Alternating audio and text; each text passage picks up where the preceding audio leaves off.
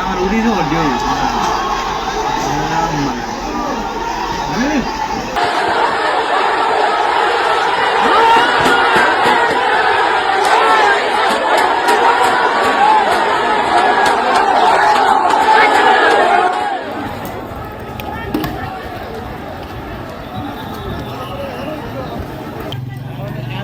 গাড়ি ছাড়িয়ে দিলি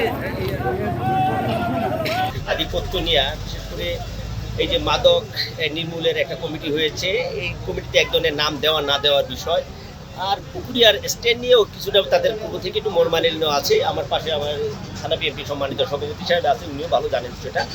তো এই বিষয়গুলো, সার্বিক বিষয়গুলো নিয়ে আমরা গতকাল রাত্রে থেকেই কিছু উত্তেজনার অনুভব করেছি। সেই অনুসারে আমাদের গতকাল রাত্রে থেকে সম্মানিত সভাপতি সাহেব সহ মাননীয় এমপি মহোদয় সহ আমরা সেভারাল টাইম বিবদমান গ্রুপের সাথে কথা বলেছি যে আপনারা নিশ্চিত থাকেন, মাননীয় এমপি মহোদয় আমাদের উপজেলা বিএনপি সম্মানিত সভাপতি বা নেতৃবৃন্দ যারা আছে তাদের সাথে বসে এটা কী করে একটা সুষ্ঠু সমাধান করা যায় সেই চেষ্টা আমরা করেছি। কিন্তু তারাও কথা দিয়েছিল যে তারা কোনো রকম মানে ঝামেলা করবে না বা কোনো রকম মারামারিতে জড়াবে না। কিন্তু আসলে সকালে 9টা, 8:30, 9টার দিকে শুনলাম যে দুই পক্ষ দেশীয় অস্ত্রশস্ত্র সহ নিয়ে তারা দুই সাইডে নিয়েছে। তো ইনস্ট্যান্ট আমরা খবর পেয়ে আমি আমার এডিশনাল এসপি ভাঙ্গা সার্কেল, আমাদের ইউনো মহোদয়, আমাদের থানা বিএনপি সম্মানিত সেক্রেটারি, আরও বিভিন্ন সভাপতি, বিভিন্ন নেতৃবৃন্দ আমরা ঘটনাস্থলে আসি।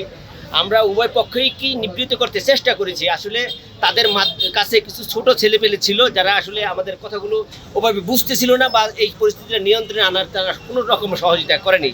তো তারপরও সম্মানিত নেতৃবৃন্দ, এলাকার নেতৃবৃন্দ আছে, আমাদের ইউরো মহোদয় সহ আমাদের সার্কেলে এসপি স্যার আছে, আমরা সবার সাথে বিভিন্ন দুই পক্ষের সাথে কথা বলেছি যে আপনারা যদি এরকম করেন তাহলে এলাকার পরিস্থিতি খারাপ হবে। অনেকগুলো গাড়ি বন্ধ হয়ে আছে।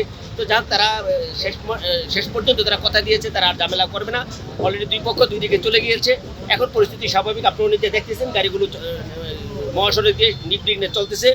আর এই দুই পক্ষের ইয়েতে আমাদের পুলিশও কিছু আহত হয়েছে, আনুমানিক 14-15 জন হয়তো টোটাল এই ঘটনায় আহত হয়েছে এই পর্যন্ত যেটুকু আমাদের কাছে খবর।